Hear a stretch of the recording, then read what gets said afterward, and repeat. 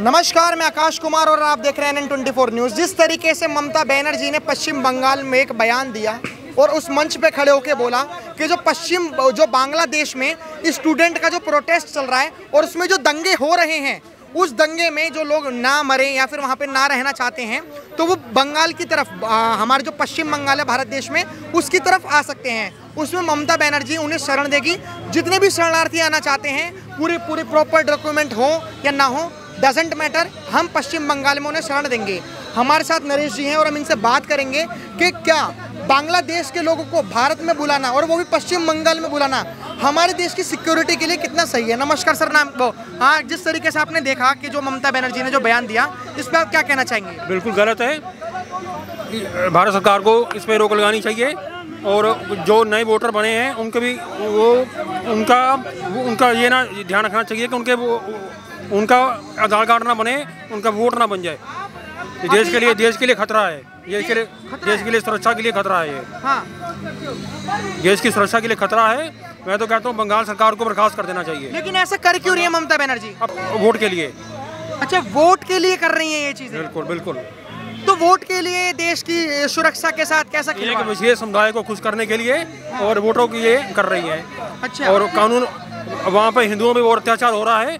सरकार को, central government को चाहिए कि वहाँ पे वो लगाना चाहिए, सरकार को बर्खास्त करना चाहिए, बंगाल सरकार को। नहीं। केंद्र सरकार ने उनके ऊपर उनसे बात करी, ममता बनर्जी पश्चिम बंगाल से, उन्होंने कहा कि ये तुम्हारे दायरे में कैसे आता है। बिल्कुल सही बात की है। ये नहीं होना चाहिए। जो वो चाहती है ये होना नहीं चाहिए। ये बहुत गलत है। हाँ। ये बहुत गलत है, देश के लिए सही नहीं है। अच्छा, लेकिन आपको क्या लगता है कि जो बंगाल में ये चीज़ें हो रही हैं, अगर बांग्लादेश से बंगाल में लोग आते हैं, घुसपैठ शरणार्थी जो बन के आते हैं, हमारे भारत देश में कैसे कैसे असुरक्षित चीज़ें होंगी? देश के लिए वो सुरक्षा है, खतरा है। आतंकवादी बढ़ेगा और चोरी, लूटपाट और बेरोजगारी बढ़ेगी। वो ये बहुत गलत है। इस पर रोक लगानी चाहिए केंद्र को। इसको केंद्र सरकार को चाहिए कि इसमें दखल दे, फौरन दखल दे। आज ममता बनर्जी दिल्ली में है नीति आयोग की बैठक में, फौरन दखल दे। और ये बहुत गलत हो रहा है। ममता बनर्जी ने नीति आयोग की बैठक से जब वो बाहर निकल रही थी तो कह रही थी कि मोदी जी तो मुझे बोलने ही नहीं दे रहे, मोदी जी ने तो मेरा माइक ही बंद कर दिया। उनका काम यही है, किसी तरह सरकार को बदनाम करना, मोदी को बदनाम करना, उनका यही काम है। हाँ, उनका यही काम है। मतलब वो चाहती नहीं, विकास चाहती नहीं है। मोदी जी का कद बढ़ रहा है और देश का कद बढ़ रहा है, उनको सहन नहीं हो रहा है और इसलिए वो लोकसभा चुनाव में हारे हैं, सेंटर में आ नहीं पाए हैं। हाँ। इसलिए वो हताश है। हाँ। लेकिन अभी आपने देखा होगा कांग्रेस के भी एक अधीर रंजन चौधरी हैं जो कांग्रेस के MP हैं। कांग्रेस के MP ने भी ममता बनर्जी पर आरोप लगाया कि जो नीति आयोग से जो बाहर निकलकर ये कही जा रही है कि मोदी जी बोलने नहीं दे रहे, मोदी जी ने माइक ऑफ कर दिया।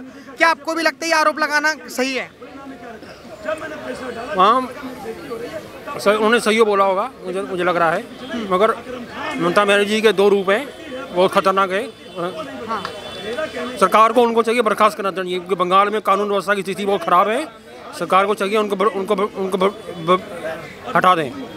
हाँ। और आप ये कांवड़ यात्रा पे क्या सोचते हैं? जो नेम प्लेट वाला सरकार का फैसला है, सही फैसला है। हाँ। योगी सरकार का फैसला सही फैसला है। और जो बजट आया है सेंट्रल गवर्नमेंट का, वो भी बहुत अच्छा बजट है। बजट तो कह रहे हैं कि बेकार बजट है ये। बहुत बजट अच्छा है। शिक्षा लोन कर दिया है, 10 लाख कर दिया है। मुद्रा लोन 10 का 20 लाख कर दिया है। और भी विकास के काम अच्छे हो रहे हैं। वो कह रहे हैं मिडल मैन मर रहा है। नहीं मर रहा है, अच्छा हो रहा है। बजट अच्छा है और अच्छा होगा आने वाले समय में। हाँ। क्या चाचा लग रहा है ये जो बजट है ये मिडल मैन के लिए है? खत्म कहानी है। खत्म कहानी है, कुछ नहीं है मिडिलमैन के लिए। हाँ। मिडिलमैन के लिए कुछ नहीं। हाँ। और जो ये कह रहे हैं कि लोन वगैरह जो मिल रहा है, जो है किसी को नहीं मिलता है। हाँ। किसी को कुछ नहीं मिलता है, कागजों में है बस। जो आम आदमी के लिए कुछ नहीं है। लोन भी बैंक वाले घुसने नहीं देते आम आदमी को, जो है जो ये सब कागजों में है इनका, जो है जमीन में कुछ नहीं है। जमीन में कुछ नहीं है। इस देश की अर्थव्यवस्था खत्म करके रख दिया, जो है कुछ नहीं। अच्छा चाचा, अभी बजट जो है वो कर्नाटक में भी और ये तमाम जगहों पे जो बजट पेश हुआ है उसमें भी, तमिलनाडु में भी हुआ है। जो SC ST का फंड है, SC ST का फंड देके OBC को दे दिया है। अरे किसी को कुछ नहीं देते ये नहीं, बजट में जो कांग्रेस सरकार है उसने SC/ST का फंड OBC को दे दिया। नहीं ऐसा कुछ नहीं है जो ये सब अफवाहें जो है अफवाहें जो कि ऐसा कुछ नहीं, कांग्रेस पार्टी वो काम नहीं करती। लेकिन कांग्रेस के बजट में तो ये दिखाया है ना, SC/ST का जो फंड है वो OBC को दे दिया। नहीं ऐसा कुछ नहीं है, ये सब झूठ है, ये कुछ नहीं है, ये सब झूठ है जो है। बीजेपी का बीजेपी जो है बदनाम करे, मतलब जो है वे यही काम करती है जो है, विरोध करती है। जब जहाँ देखा ना जो सत्ता से बाहर है तो वो यही ऐसे ही अफवाह फैला करके जो है कांग्रेस को बदनाम करती है जो है। ये कुछ नहीं, 10 सालों में बताओ जमीन में क्या है, इन्होंने 10 सालों में क्या करा जमीन आम आदमी के लिए जो है, गरीब आदमी को जो है भीख का कटोरा हाथ में दे दिया, मतलब जो है कुछ नहीं। 80 करोड़ जनता को जो है 80 करोड़ जनता को 5 किलो राशन पे जो है वो कर रहे हैं जो है। अगर ये कहते हैं कि गरीबी नहीं है कुछ नहीं है जो, तो 80 करोड़ वो उस पे लाइन पे क्यों लगा दिए जो है? कह रहे हैं 80 करोड़ों को कैसे कर दिया? वो जब देश में कोरोना में लॉकडाउन हुआ, ये राहुल होता ना तो बुरा हाल हो जाता देश का बुरा हाल हो जाता। अच्छा जो है ये सरकार जो है ये देश का दुर्भाग्य है। ये हिंदू हिंसक होता है। ये जो है ये देश का दुर्भाग्य है। ये एक अनपढ़ आदमी के हाथ में देश की सत्ता दे दिया, 4th क्लास फेल है वो। उसके अगर मोदी की हिस्ट्री बताऊं ना, मैं मोदी की हिस्ट्री बताता हूँ बचपन से लेके आज तक। अगर आप आप सुनोगे तो आप बोलोगे जो है ये अभी ये लड़ने आ जाएंगे जो है तुरंत। बचपन से लेके आज तक का जो मैं सारा इतिहास बताता हूँ मोदी का जो है। बताओ इतिहास बताओ। मतलब पर फिर आपके चैनल पे जो है ये वो हो जाए। इतिहास बताओ चाचा, इतिहास बताओ। ऐसा है जब ये 50 में पैदा हुआ, 50 में पैदा जन्म जो है 50 का पैदा हुआ है। इन्होंने ये मोदी जी ने हमेशा झूठ बोला। एक बात सच बोली कि 40 साल तक भीख मांग के खाया, वो बात सच है। वो उसका मैं जब 5 साल का था तो जब 5 साल का था उसी टाइम पे जो है 5 साल का जो ये कहता ना मैंने 6 साल में चाय बेचना शुरू कर दिया था जो है।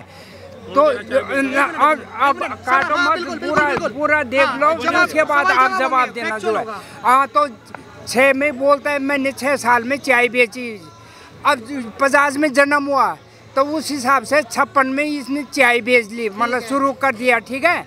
और जहाँ वो बताते हैं कि स्टेशन पर मैंने चाय बेची, वो स्टेशन बना 1973 में। अब बता दो आप जा करके जो है 1973 में वो स्टेशन बना। और कौन सा स्टेशन? जो जहाँ पर वो चाय बेची। कहाँ बेची चाय? वो गुजरात में जो है। गुजरात में जो है चाय। बीच में बात मत जो है। स्टेशन का नाम बताइए, क्योंकि आप बुजुर्ग हैं और आप बहुत अच्छी बातें बोल रहे हैं, नॉलेजेबल वाली। हम उस स्टेशन का नाम जानना चाहेंगे और हम अपने चैनल से मोदी जी को एक्सपोज करेंगे। अरे गोधरा ये ना गोधरा नहीं, ना गोधरा नहीं, कुछ दूसरा नाम है उसका जो है। तो वहाँ जो है मतलब जो 1973 में जहाँ वो बता रहे हैं ना जो है। चलिए ठीक है, आगे बताइए।